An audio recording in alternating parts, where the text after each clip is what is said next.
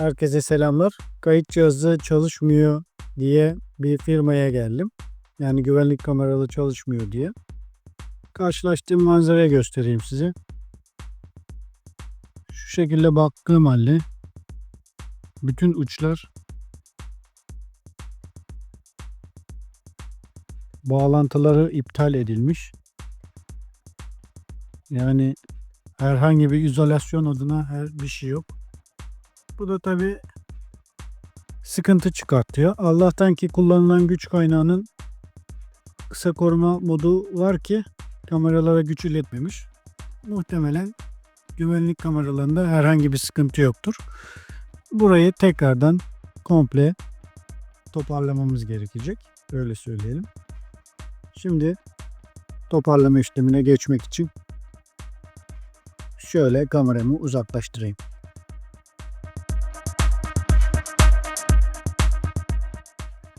Allah'tan ki daha öncesinde kameraya çeken kişiler kabloları uzun bırakmış ki bu konuda herhangi bir sıkıntı çekmeyeceğiz. Şimdi kameraları toparlamaya başlayalım.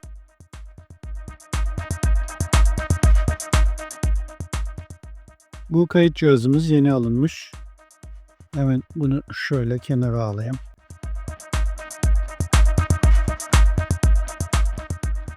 Şu bizim internet kablomuz.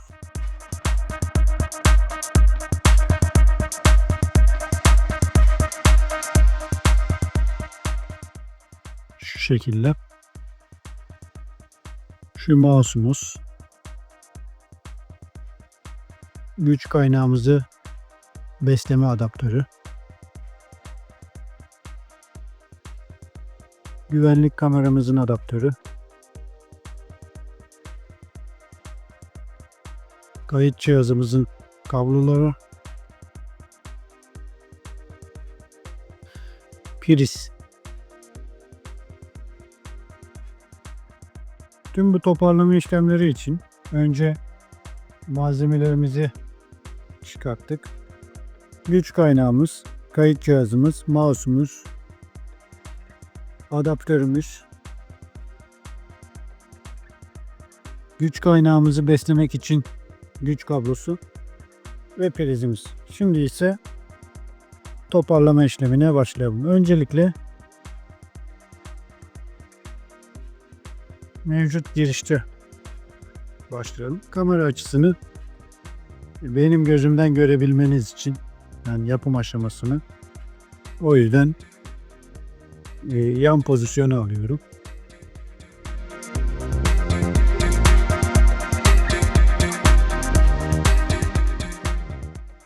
Tüm işlemlere başlamadan önce bütün kabloları kesme işlemini yapalım.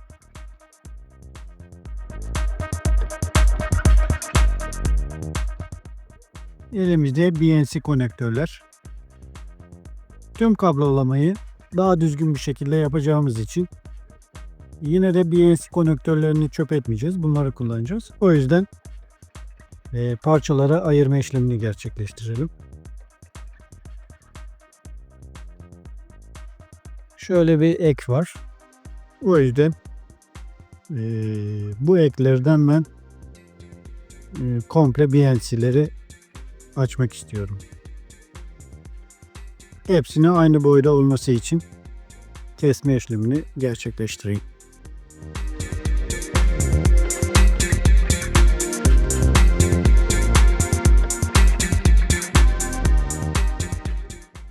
Tüm BNC konektörlerimizi kestim.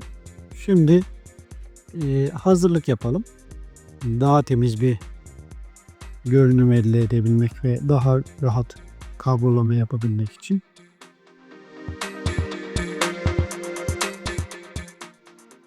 Tüm BNC'leri ayırma işlemini gerçekleştiriyorum.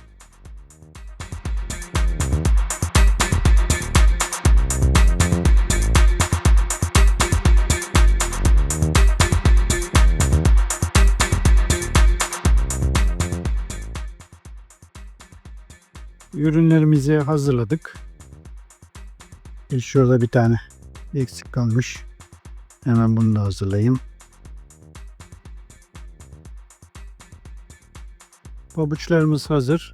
Şimdi BNC'leri çakmak için kabloların hazırlığını yapalım. Şöyle hemen kısa bir bölümü keseceğim.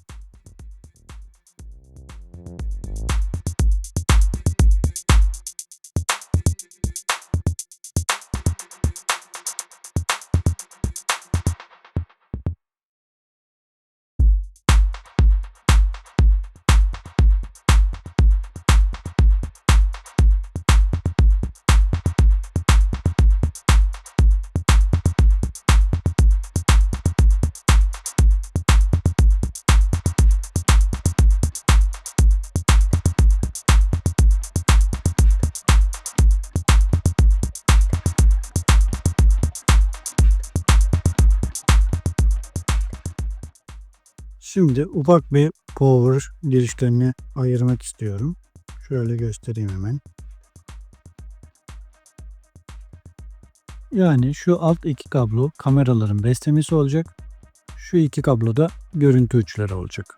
Tüm kablolara bu işlemi uygulayacağım.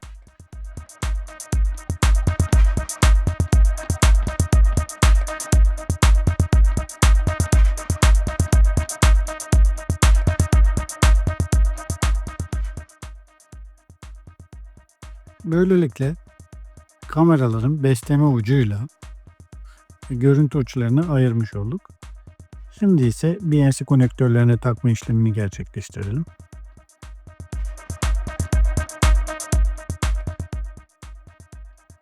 Kırmızı uca görüntü ucunu, diğer uca ise şu gördüğümüz çok tetlili nötr ucunu vereceğiz.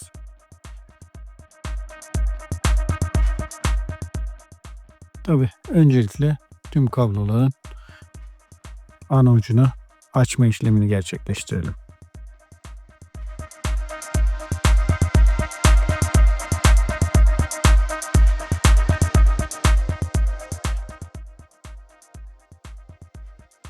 Şimdi ise BNC bağlantısını yapalım.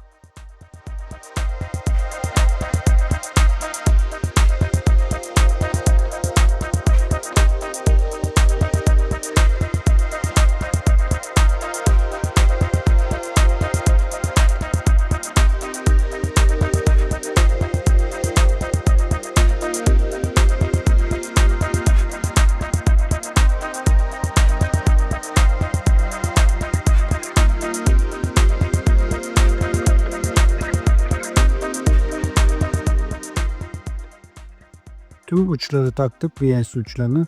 Şimdi ise kabloların yerleşimini yapacağız. Güç kaynağıma baktığım zaman 2 tane artı artı eksi eksi çıkış verebiliyor. Bu sebeple 8 kamera için 4-4 şeklinde güç girişlerini dağıtacağım.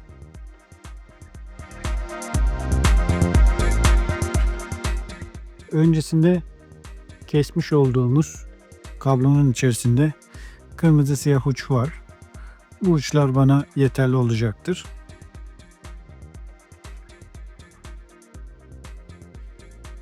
Şöyle çıkarttım.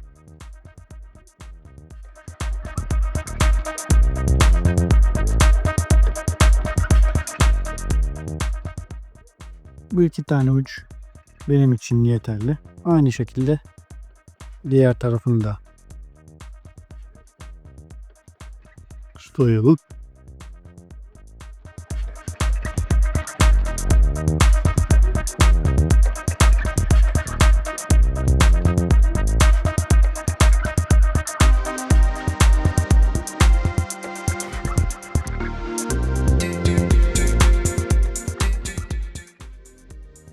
Şimdi 4 tane kameramın güç girişlerini alacağım.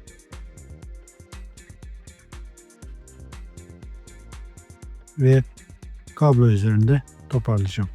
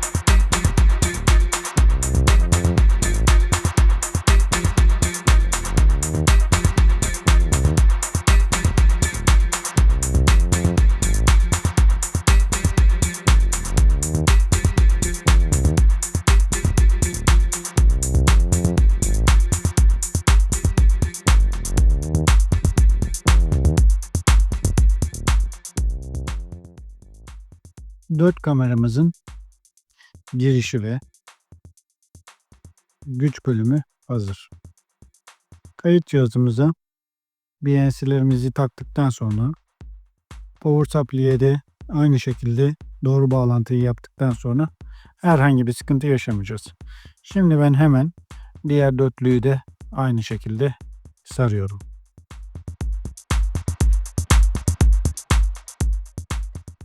BNC'lerimizi az önceki gösterdiğim gibi hazırladım. Şunlar da kameraların power girişi olacak. Şimdi yüksek akımla çalışacağım için plastik eldiven giyiyorum elime. Öyle söyleyeyim. Herhangi bir dalgınlık veya bir kaçak akım olması durumunda çarpılmamak için, öyle söyleyeyim.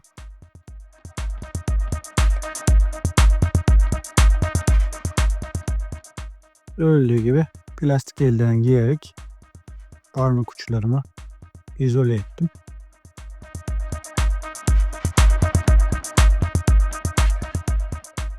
Şimdi power supply'nin geçişlerini birlikte yapalım. Güç kaynağının bağlantısını yaparken şuradaki bölüme dikkat etmemiz gerekiyor. AC bölümüne 220 volt evimizin elektriğine gireceğiz. Diğer türlü V artı ve V eksilerden çıkış alacağız. Görüldüğü gibi şuradaki 2 tane bağlantı bölümüne priz bağlantısını yapalım. Şöyle 220 volt girişi için.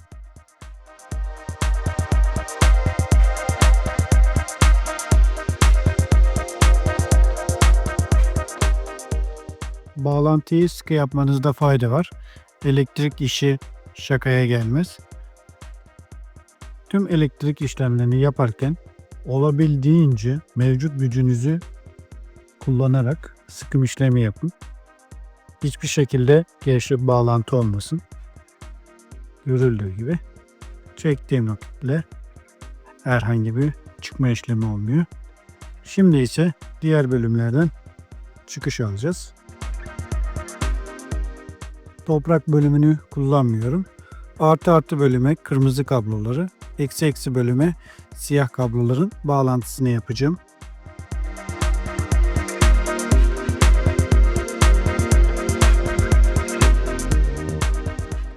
Şöyle tekrar kontrol edelim.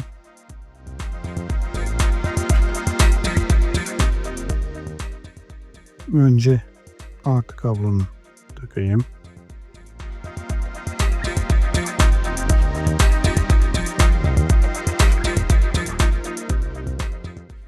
Bunun bağlantısını yaptık. Şimdi diğer kameralarımızın güç girişlerini yapalım.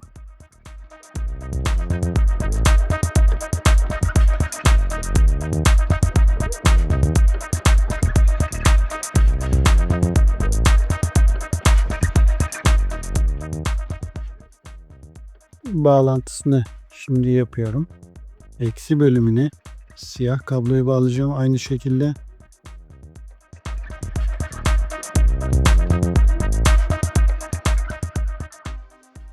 Artı bölümüne kırmızı kabloyu bağlıyorum.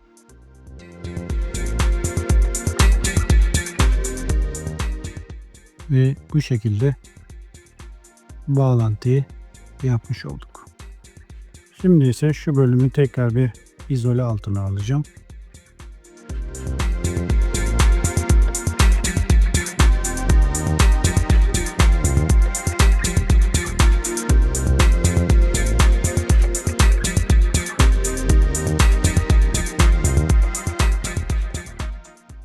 Power supply'mize güç verdik. Şimdi ise test için kayıt cihazımızı takalım.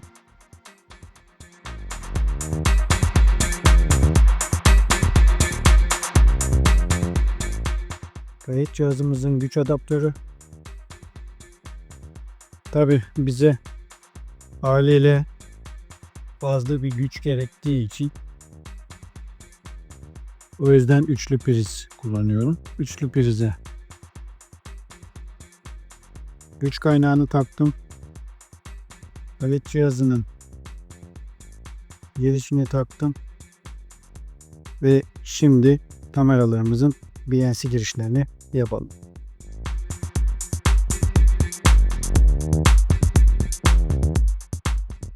Aynı şekilde görüntü alabilmemiz için de televizyonu taktım.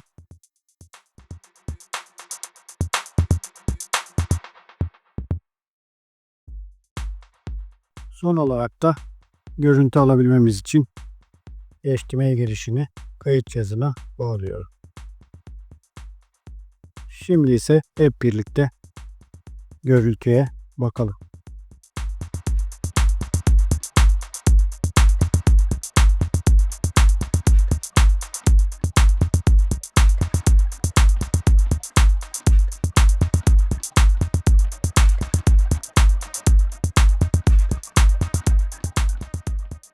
Güvenlik sebebiyle haliyle kameraları gösteremiyorum ama herhangi bir sıkıntı yok. Videomuz böyleydi dostlar. Kendinize iyi bakın. Esenle kalın.